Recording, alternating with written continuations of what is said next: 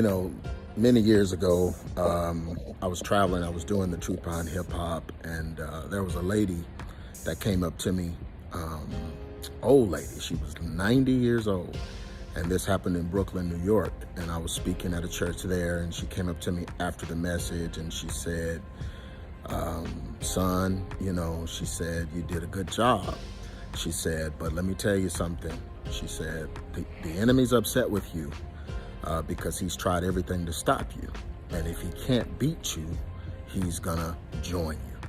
And that stuck with me because just a few years later, at that time we were just getting on the internet. We were on YouTube and, just kind of one of the first black ministries on YouTube, African-American ministries.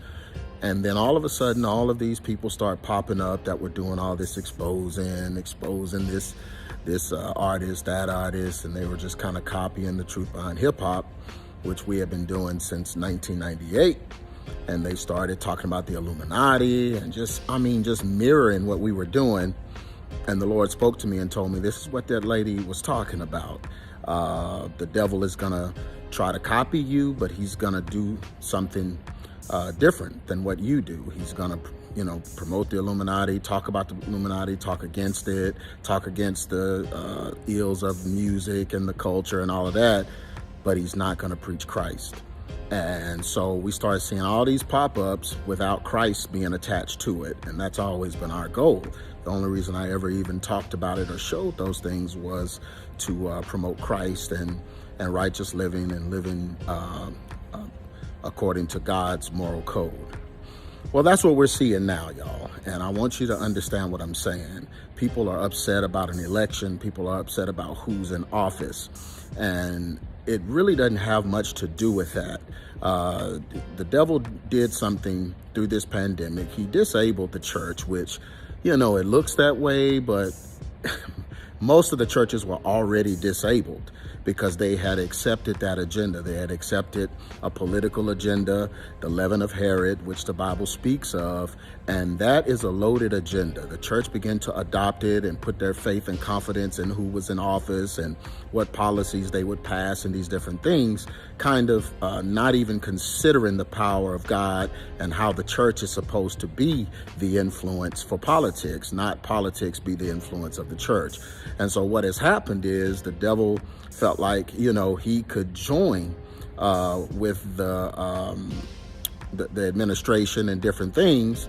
And then when we see what happened yesterday, you begin to see that it's all the same thing. I tell people all the time, left wing, right wing is all on the same bird. And so they felt like if they attached a Christian agenda to the Trump administration and make it look like it's Christian, and then show up with Confederate flags and a Nazi movement and different things like that, which is all contrived by the media, y'all. Don't y'all believe what you're watching on TV, but because it's all rigged and they're all following the script.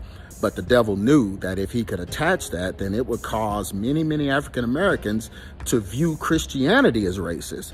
And we're starting to see preachers get up and say those things and talk about the racism. And then it leads them to talk about it in the Bible and slavery in the Bible. And then let's just throw the Bible out. And now you got all of this witchcraft, this spiritualism that a lot of preachers' kids are into because, they followed the preacher all of this time, and now the preacher is saying, or a lot of preachers are saying, that what they've been following is invalid. It's not the truth. It's really this or it's really that. Like God is going to wait to the end time to reveal some skin color agenda. He's going to wait to the end times to reveal some kind of a newfound new age understanding of the word. And that is not true. Y'all listen, the devil has gotten into this stuff. He's gotten into the churches. He's gotten into some of these preachers.